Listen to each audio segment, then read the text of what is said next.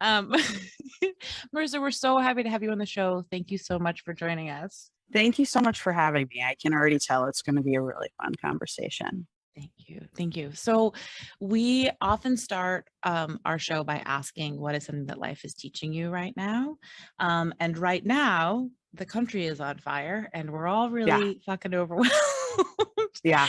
And so Eva and I are both really excited to have you, of all people, in this moment because of your beautiful work around grief. And so I think my question for you is an expanded version of like, how is your medicine and your work informing how you move through this really kind of complicated moment?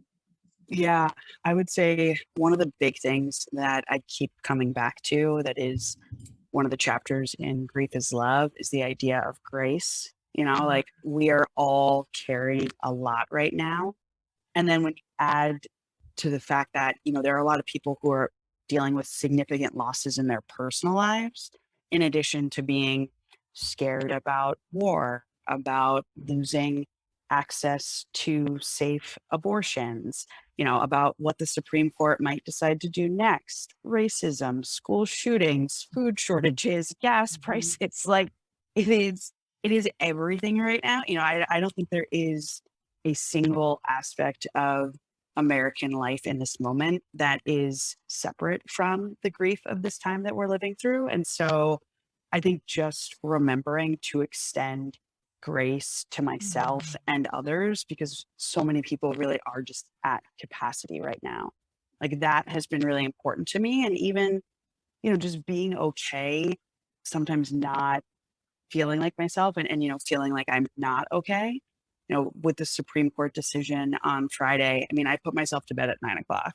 I felt like there was nothing I could do that was going to make me feel better. And if I kept just scrolling social media on my phone, my brain was going to explode. So I just went to bed.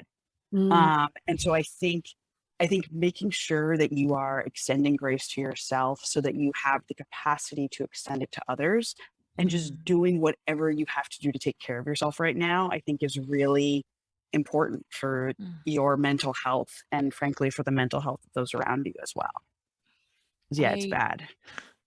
I really love that you're centering grace for ourselves because I think we want to take care of everybody else, whether it's our inner circle or like the world at large. And I think you can only run so far on an empty cup, and I think I also had a moment, it was last night, where I was like, I'm just fucking sad. So you know what? I'm gonna go to bed.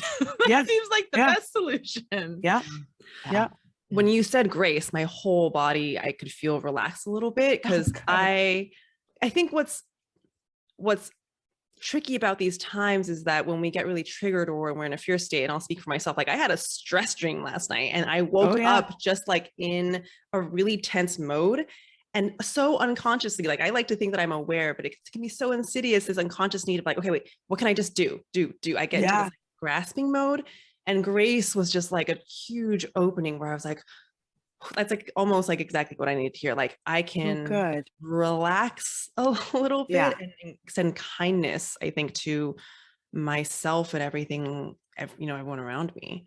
Well, and the other reason why grace and just really intentional self-care is so important right now is because unfortunately we know there's more bad stuff coming. Like there will be another big race related event that we'll all have to find a way to respond to. Unfortunately, there probably will be more mass shootings in the coming months because we still haven't adequately addressed gun control in this country.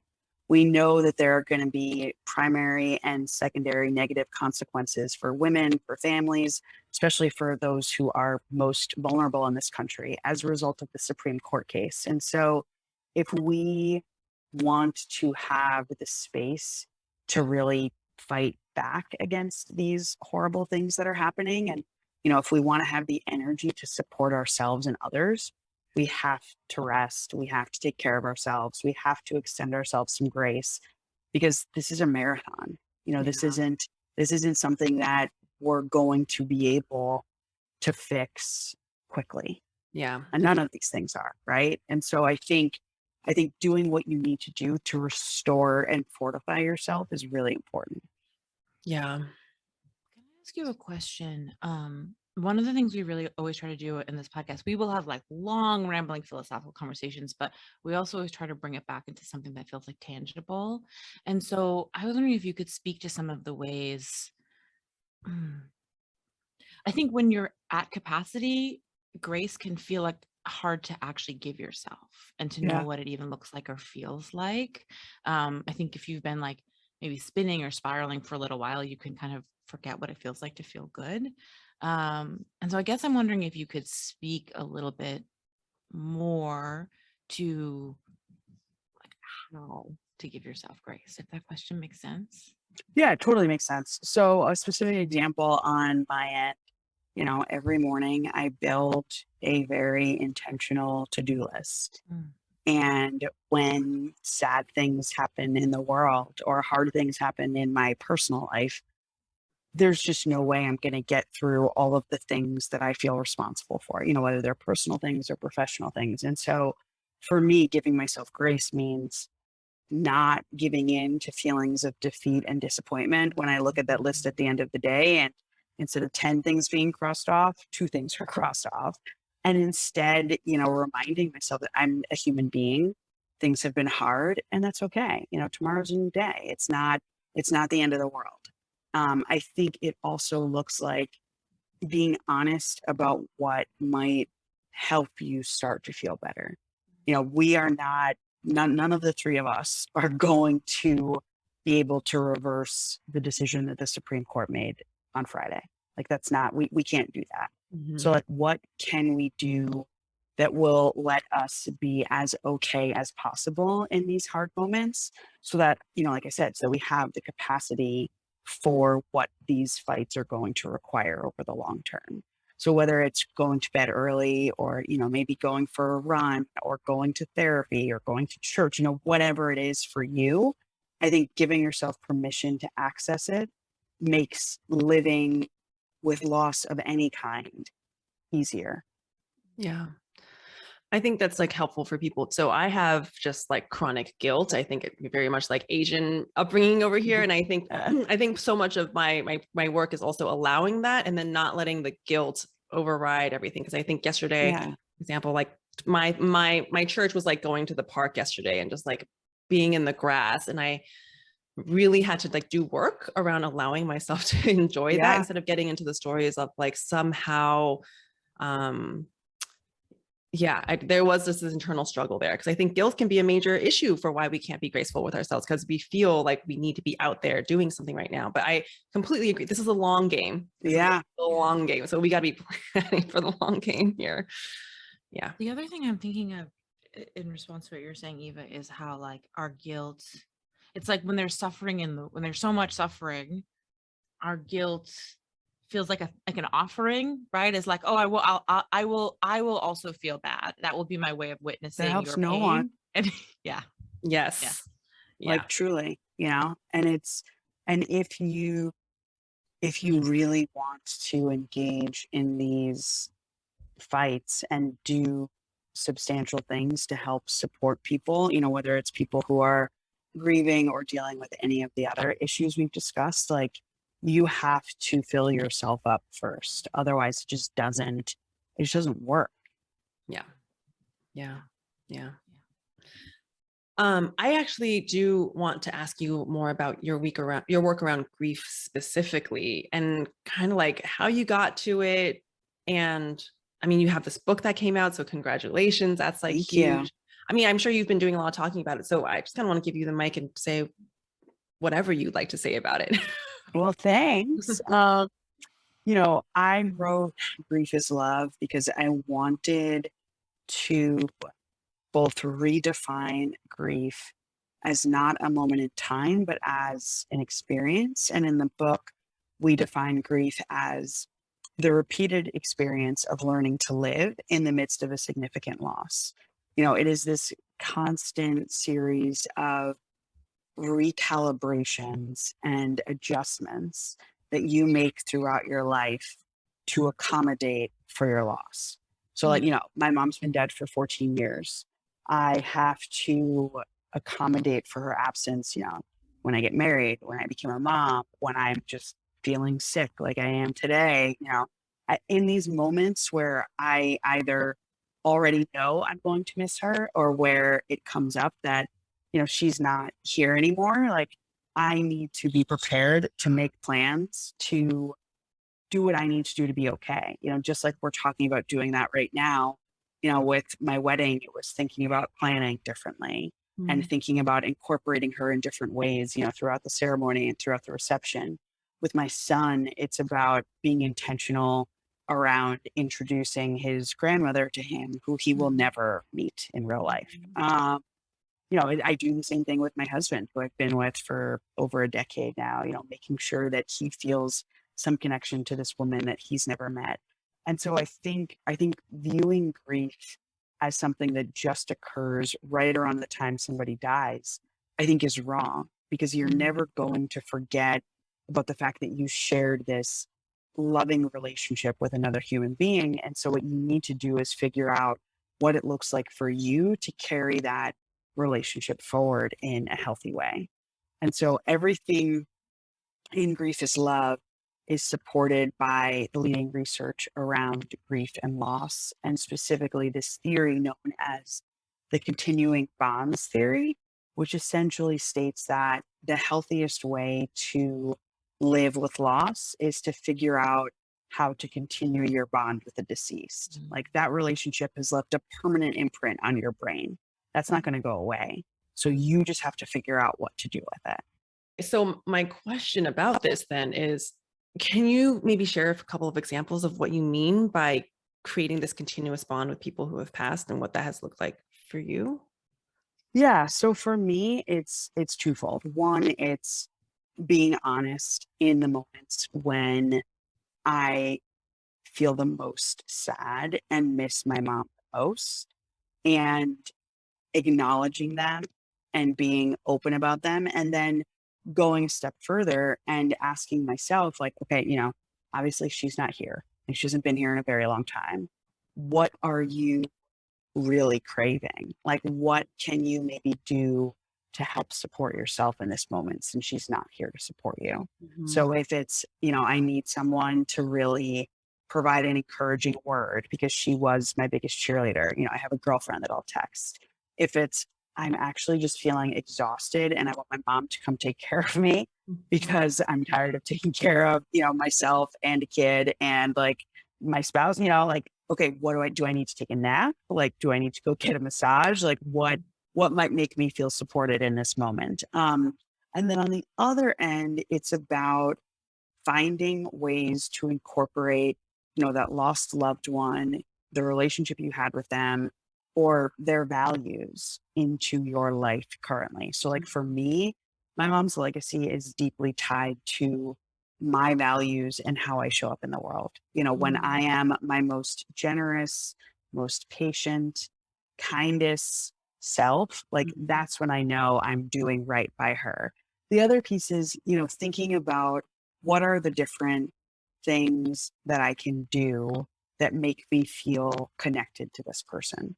We both share a massive sweet tooth. So around her birthday, I'm either making brownies or chocolate chip cookies or homemade yellow cake with chocolate frosting and sprinkles. Like that is what's happening. When we wanted to kick off Pub Week for Grief is Love as a family, we gave our son pancakes for the first time. Like my mom always made pancakes Sundays before church. Finding the things that make you feel connected to them and make you feel good, even when you're also feeling a little bit sad. Yeah. Making it a ritual, being really intentional about that. Yeah. Yeah. Were you going to say something, Eva? I mean, I still have a lot of questions, but you go ahead. Well, I just really loved everything you're saying. The first thing that you said about being like just getting really honest about what you actually need in the moments of your grief, that really resonated with me. My mentor died in November, and Sorry. oh yeah, it sucks, right? Yeah. And actually on this podcast, not knowing about your book, I used the phrase talking about how my experience of grief was love. And so, Perfect. I wholeheartedly love what you're saying, but yeah, I just think there's something really, and it's interesting, like it comes in waves, right? The missing. And Yeah. I think that I really love this question of like getting really honest about what you need, because like sometimes what I want is the way that he would guide me, right? And sometimes what I want is like, oh, I'm getting teared up again, is the way that he would believe in me, right? And you know, those are just two small things. But I think there is something really beautiful in witnessing like what the actual need is. Yeah. Even if you aren't, right? Even if my response is like, you know what? Yeah, I want to know what Will would say, and I fucking don't, and that sucks. Yeah. Yeah. And sometimes that's all it is. Like it's, you know, there may be nothing else for you to do about it other than acknowledge it. Yeah. But it makes it makes him feel closer when I can acknowledge like the specific thing that I miss. Yeah. Rather than, it's like somehow brings him closer and makes the grief feel both like more real and less overwhelming all at the same time. Yeah, because you're getting at the heart of your relationship with him. And being honest about the fact that like this is something that you specifically miss because he was so good at providing it, you know, and like it stings. But once you've identified it, I do think, and this comes up a lot in the book and has come up in, you know, all of my time in and out of therapy the last like 20 years. When we are able to name our feelings and like really identify what's going on, that's when we reduce their power over us. And I think with grief and other challenging emotions, people are often afraid that acknowledging the emotion or, you know, like the need is going to overwhelm them, when really what it does is the opposite. Yeah. And so I'm all about encouraging people to speak to those feelings and to, you know, call out whatever those needs are, because that's actually when we start to feel better. Yeah. Yeah. Well, which is completely what drew us to you and your work, and honestly your book title, just so genius. Because so Kyley and I talk about like grief is love all the time, because I think grief is a tricky fucking thing. I think grief is up there with like, when misunderstood, can want to be the most uncomfortable, scary feelings ever. And I think that's why it's always pushed away. Like it can feel, nobody wants to deal with it. We don't want to feel it. We don't want to feel it. Grief is scary as fuck. Yeah. But so I'm really curious if you could talk more about, for you, why grief is love, because I think that's where this medicine is. I know that when I've sat with it, my grief, underneath it, there's always something else. And I think that's what I want to like get to for people, is that, you know, if you are feeling grief, and this grief applies to everything, like we can talk about death of a loved one, but even now, grief of like the loss of like society, civil liberties. I can't even.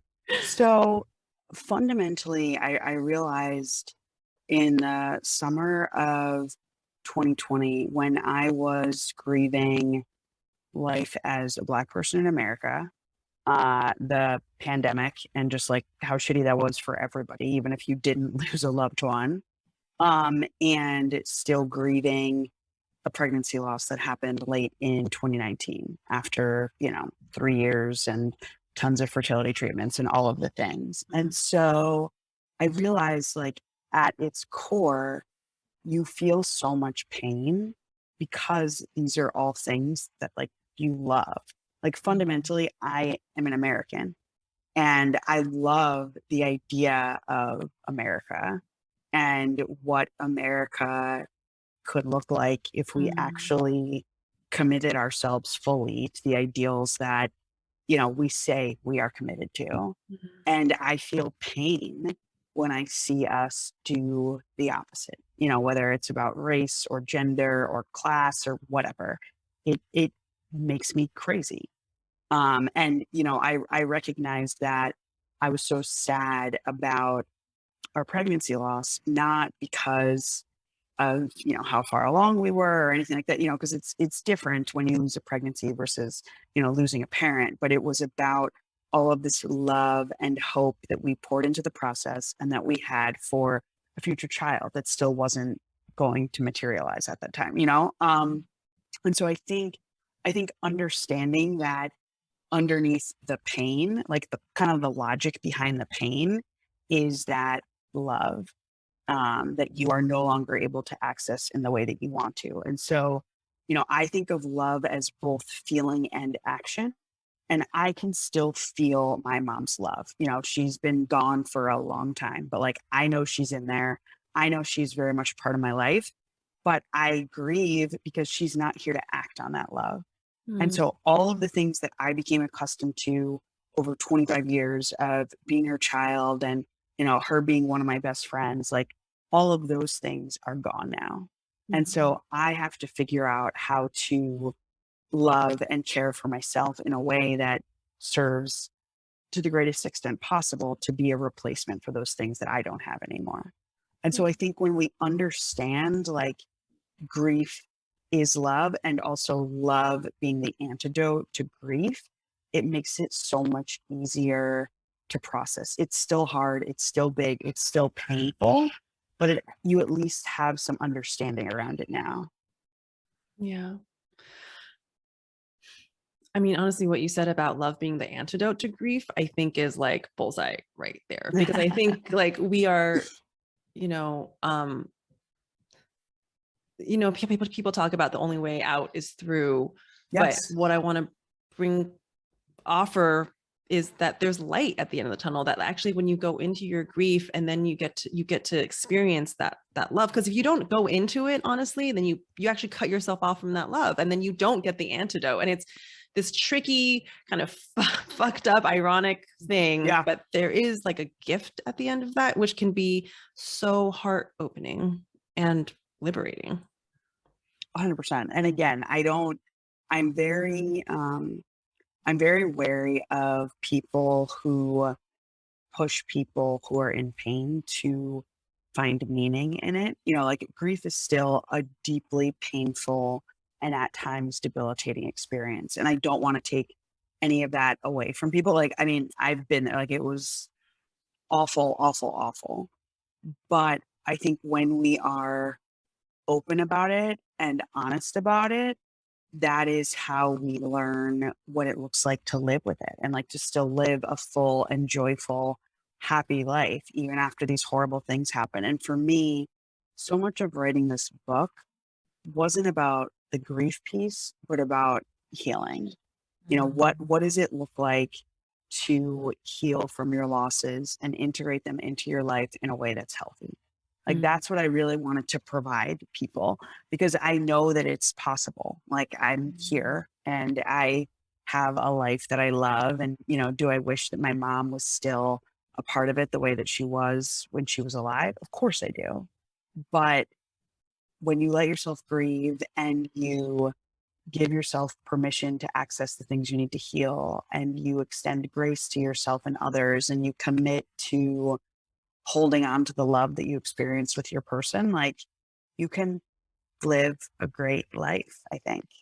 Yeah. Yeah.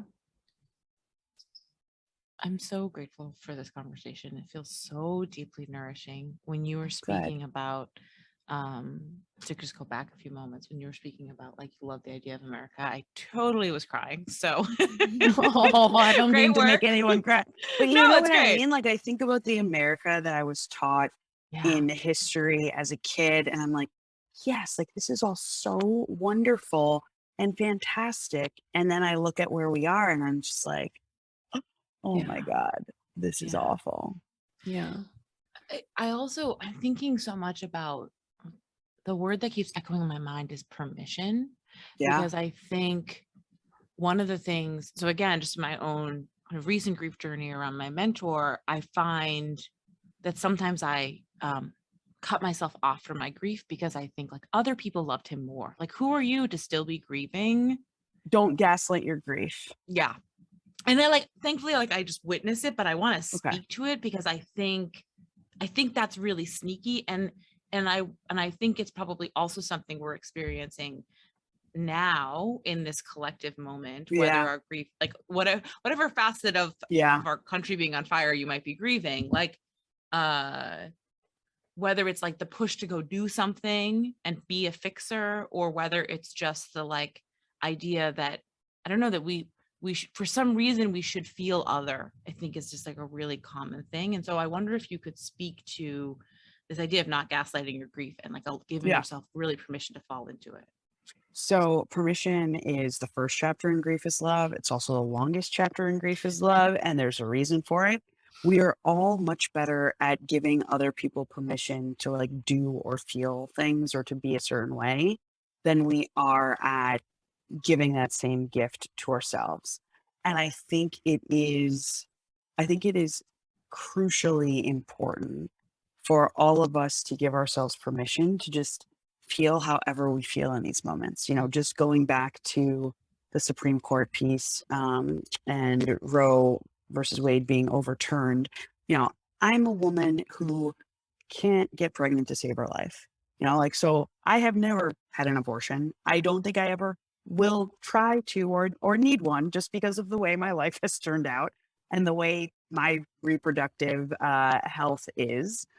But that doesn't mean that I don't feel pain. Like, as a woman, especially as a Black woman, you know, knowing what the consequences of unwanted pregnancies can be for poor women of color, like, I am enraged. And I was not okay on Friday. And again, I have not come close to being in that position myself, and I don't think that I ever will, but it's still really hurt because for me, fundamentally, it's about people who look like me, and technically me, if I ever did need an abortion, like not being valued the way that I think we should be. And that hurts. And it's really hard to deal with no matter what. And so I want people to not judge themselves and also not judge other people for their grief responses. Because at the end of the day, like, your mentor was one of your people. He was important to you. He was transformational and like had a meaningful impact on your life. You may not grieve him the same way as, you know, his spouse or a child, etc. But that doesn't make your grief any less valid just because you weren't his spouse or aren't his child. And I think it's really important in general to remove judgment from conversations around grief because it doesn't serve anyone. So whether you're judging yourself or judging someone else for their grief response, just stop. Like, it's just not helpful. Yeah. I can go on about judgment for days, but I won't. It doesn't serve anyone. You know, I spent so much time after my mom passed away judging myself. You know, like, at the end of the day, it's just a parent. We're all going to lose our parents. This is the natural order of things. You know, you're 25, you're an adult, like, get over it, basically. And none of that helped me. Like, it doesn't help. And I think when people are in pain and when people are grieving, we should all be trying to do whatever we can to help them, to help ourselves. And judgments, they just don't need to factor into the equation at all, I don't think. Yeah. So yeah, I get really fired up about that one. I mean, I just think this is so relevant though. So I feel like this conversation is interesting to me because grief can really be applied to so many things right now. I mean, we're talking about specific people that we know, and then also I keep like switching, and then we're also talking about the context of the time. And you're actually helping me realize like how sneaky it is, but the judgment that I've been placing on myself. And I feel actually quite motivated is a strange word, but I realize that I haven't been letting my grief sink in fully. I have been trying to keep it at bay a little bit. And I feel reminded of the fact that like, it's okay. It's okay to let it all in. And I actually think I'm going to find a lot of relief after this conversation when I just give myself a moment to be like, I am just like feeling it all right now. And, and I can't do that unless I remove the judgment. Yeah. And I mean, the thing is, and there's an entire chapter on feelings in Grief is Love, because I have spent a lot of time trying to avoid more challenging and complex emotions connected to, you know, the loss of my mom, the loss of our pregnancy, the loss of my fertility, you know, all the things. And the thing about feelings, like, the only guarantee, whether you judge them as positive or negative, is that they are temporary. But if you ignore them, that doesn't make them go away faster. That actually makes them stick around longer. Yes. And so the sooner we can all just get more comfortable being honest about like the fullness of the human experience, which includes emotions like sadness and grief and anger and disappointment, the better off we will all be. So I'm all about encouraging people to just be honest about whatever it is they're feeling, because that's the only way that you move through it. Yeah. Yeah. I mean, here's the ironic thing is like Kyley and I both talk about this ad nauseum. Like we both teach on this to some degree, and yet I think it can still be difficult. It's I guess hard. Nobody wants to sit with feelings that aren't positive. You know, like we're fine hanging out with joy all day long, or like happiness or excitement. Like we're good when those feelings show up. But when the other stuff comes up, like you just don't want to deal with it because it doesn't feel as good, but that's just life. And I think really to take it deeper, it's like, I think no one wants to be with feelings that don't feel safe. For me, I think that is really important too. That's like a big piece of it, is that it feels like your nervous system, or, you know, for so many different reasons, it could be trauma, it can be all of these things. And I think it's really actually important, which is like why the kindness, the love, the grace is all of that is actually like the self-care, the sleep, all of that is actually so important, because otherwise it can feel more high stakes than just feeling bad feelings. Like there's a lot of stuff that's picked up for people, you know? That is true. And I write about safety and grief is love as well, because, you know, one of the things I realized when we lost our pregnancy and we were very public and open about it, I got a lot of compliments for being vulnerable from people. You know, a lot of people were, oh, I'm so proud of you. Like you're so vulnerable, you know, blah, blah, blah. And every time someone said that to me, I just felt kind of like icky. And I couldn't figure out why until I sat down to work on this book. And I realized, you know, we have these ideas around vulnerability, especially in the context of like social media, for instance. And it typically centers people who look good being vulnerable. And I wanted to unpack it a little bit and think about like what that means. You know, like what does vulnerability look like if you are someone who has already been made vulnerable by society? You know, like if you are the poor Black single mom, you know, in your teens, who people are already judging because of where you sit in the world, what does emotional vulnerability look like? And I realized that if you have already been made vulnerable because you're, you know, too Black, too gay, too poor, whatever it is, real emotional vulnerability is hard, or in some cases, potentially non-existent, because you're not safe. Like it is a lot easier to be sad, to be depressed, to process your grief if you have the financial resources and societal safety to do so. And I realized that's why I felt so icky when people were complimenting me, because, you know, by the time we had our pregnancy loss, I had started multiple successful nonprofits and businesses. You know, I'm married, financially, we are in good shape. We own our home. Like, you know, I was in a place in the world where, because I had accomplished so much and was at a certain point in my career, like I could tell the truth about how I was feeling because I didn't have to care what other people thought. But when you're in a place where you're not really making it in the world, or you're just starting out, or you're struggling for other reasons, like you do have to either care what people think, or you are fighting for your safety, and therefore there isn't room for things like grief. Like in those instances, grieving fully and healing become like luxury. You know, like I think about the women who were scheduled for abortions in clinics on Friday or this week, and who are now in a place where overnight they have been forced to carry an unwanted pregnancy to term. And I think about, you know, I think about parents of LGBTQ kids in Florida and in Texas, where rights and protections are being rolled back. I think about this image that came out of Ukraine a couple months ago where mothers were writing their kids' blood type and contact information in permanent marker on their backs as they flee a war zone. Like, those people don't get to grieve because they're not safe.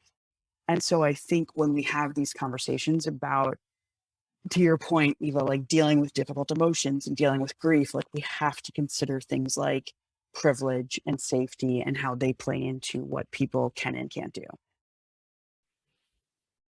Yeah. Can you speak to how, I don't know, I'm surprised that I'm crying so much in the grief episode. Sorry. This is like I my have whole that shtick, effect on so people. I'm sorry. I this like is also actually crying cherish, podcast. yeah, I cherish crying. It feels like Okay. it feels like an act of love. But Okay, I'm good. curious if you could speak to the nuance of holding this really profound awareness of like grieving and being vulnerable and being messy is not universally safe. And what we were saying earlier about not gaslighting ourselves, right? Because I can see this really easy way of like, oh, see, other people are suffering, therefore I need to get over it. And then that serves no one. And also, yeah, like I have a lot of privilege in my grief, a tremendous amount of privilege in my grief to be messy and yeah, I guess I don't have a fully formed thought, but there feels like an important balance here that I'm curious if you could speak to. So when we did our New York City book launch for Grief is Love, I was in conversation with Brooke Shields, and she said the chapter, and she's lost both of her parents at this point. I think lost her father fairly young, if I'm remembering correctly. And she said the chapter on like safety and vulnerability, as a white woman of a significant amount of privilege, it made her really uncomfortable. And she also like wasn't sure what to do with that. And I said, for me as a Black woman who also has done a lot of work in the racial equity space, I don't think the point of pointing out and acknowledging privilege should be about making people feel bad. I think it should be about bringing more awareness and sort of intention around how you move in the world, and also give people an opportunity to think about how to use their privilege to help those who may not have the same thing. And so, in her case, I was like, you being here interviewing a first time like Black writer about her grief book, I was like, this is you using your privilege for good. It doesn't mean though that, your grief should be minimized because you have the privilege to heal in the best, healthiest possible way because of your privilege and the resources you have at your disposal. It means just bringing the awareness of your privilege to spaces and places where you can help extend it and share it with others. So for me, having people call me vulnerable because of all of the sharing after the pregnancy loss, like that is not for me. But the sharing became even more important when I saw my privilege, even, as a Black woman in those spaces and in those conversations. So like that for me is one of the ways that I share some of my privilege with others. And that's what I think it's really about, not making yourself feel bad because you have certain privileges that other people don't. Yeah, that makes a lot of sense. First of all, thank you for that question, Kyley. So my big things are getting into the privilege piece, redefining grief. We did both of those. And given the timeliness, talking about the Supreme Court piece. So I am good. And if you guys, depending on what like your question lists look like, if we go to like 135 or whatever, since I showed up late, like that's totally fine. Okay, great. Yeah, we do end every episode with like something that's bringing you joy right now because we want to highlight that. So we will kind of do a round where we'll all answer that. Perfect. At the end. Yeah. But yeah, I just want to give you that because I know that if you've been on tour for your book, you've probably been talking about the same things for quite some time. So want to be mindful of that. Okay, so I think what I'm hearing you say, Marisa, which I think is so helpful, is that it's not about like putting a noose then on your own experience of grief. No. It's about actually being able to extend what you have to other people, which I think is such a helpful reframing, because as you know, colonialism just loves to make us feel guilty about everything. And that never helps anyone. That's the thing. Like, because when you stop to think about it, it's like, okay, you know, there are obviously lots of conversations about white privilege, particularly over the last 2 years. And it's like, if the goal is just to make people feel bad, how does that help solve any of our problems? And so for me, it really is about finding ways to extend your privilege out to others. Yeah. And I will say like that, I just feel like all of the stuff is tying together in just an interesting way for me. I too was really moved by what you said about loving America, which I have to say, I just feel like it's not a sentiment that I've heard in a long time though, because really I feel like the general consensus is like, you know, this is Handmaid's Tale, like 1984, shit's going to, you know, like country's on fire, blah, blah, blah, blah, blah, blah, blah. And it was such a beautiful reminder of like, wait a second, yeah, the reason I'm so fucking upset is because I know what America can be, and like what I dream that it can be, which is that these things can be extended for all people. I don't know, but it's just a mix of emotions of also just kind of bringing it back to this time of now. It does actually sort of reignite and change my perspective possibly on like proceeding forward, is that like the danger is the giving up. The danger is like that, well, fuck it, like or let's get the hell out of here. Which, by the way, like my partner and I have had that conversation, because I have the privilege of having family in Asia, in Taiwan, where I can be like, and that can be, I think, equally dangerous. So I don't know where I'm going with this, but just a reminder of like, I want to continue to fight, because I fucking love. There's something here that I love, and that's exactly why I feel so upset at the same time. Exactly. Like all of our identities are tied to being Americans, right? And like right now, and for a while, like it has felt somewhat embarrassing and like a little bit shameful to be an American because of the different things that have happened.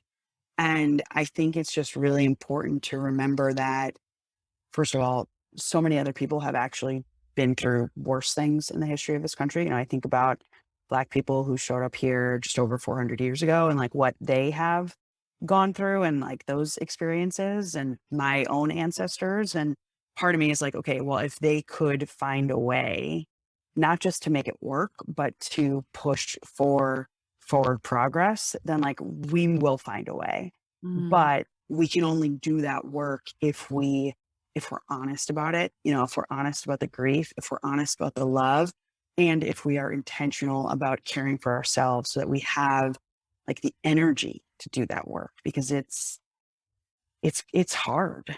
And some days it does feel easier to just say like, fuck this, like we're moving to France, or I don't know where. I don't speak French. I don't know why I said France, but it's the bread and cheese. That's why you said France. Right? And the baked goods, I guess. So yeah, it's really hard. But at the end of the day, like I'm still an American, and I want something better for my kid than what exists right now. So for now, I'm committed to continuing to find ways to fight back. You know, oh my God, my brain, what the hell just happened to my brain? This is like really. It's okay. It's okay. Give it a second. We'll see if he comes back. Well, I want to interject really quickly with this belief of like, just again, thank you, Marisa, for these nuggets of course. I think hope, but this idea of like, yeah, if our ancestors found a way in like way worse conditions, we can find a way. And that is like, that is such helpful perspective. And I think it's so easy to think, you know, to get bogged down in this idea of like, it's really bad right now, or and it is really bad right now, like to be clear, like we're all on the same page. It is really bad, but I do believe in tying it all together with continuous grace and self-care and spaciousness and community. It's totally possible, because I think the scariest part for me is when I start to think it's hopeless. And that's like, that's I think the most dangerous thing. So I'm always grateful to remind people who can provide me with perspective and hope. Yeah. And the thing about hope that I wrote about this for Vogue when Biden was being inaugurated. You know, people tend to think about hope as this like pie in the sky, just all about like optimism and positivity type thing. But I actually think hope is probably most closely tied to discipline. You know, choosing hope at a time like this is an act of discipline. And it's not an easy one, but I think when we choose to be hopeful about something better during the worst of times and then do the work to actually create something better, I think that's when we get closer to building the country that we all think America should be. Yeah. Yeah. Did it come back to you, Kyley, or should we just keep going? It did. And also, that was the most perfect concluding spot. Okay. We should. Okay. But we do end the show with a round of joy, where we all go around and name something that's bringing us joy right now. And so, I'd love to ask you something that's bringing you joy right now. My son, he's adorable and hilarious. And we just feel so fortunate to finally have a child after so many years of struggle. And he's gotten more verbal. He started saying mama a couple days ago. So yeah, I'm gonna put my joy on Bennett today.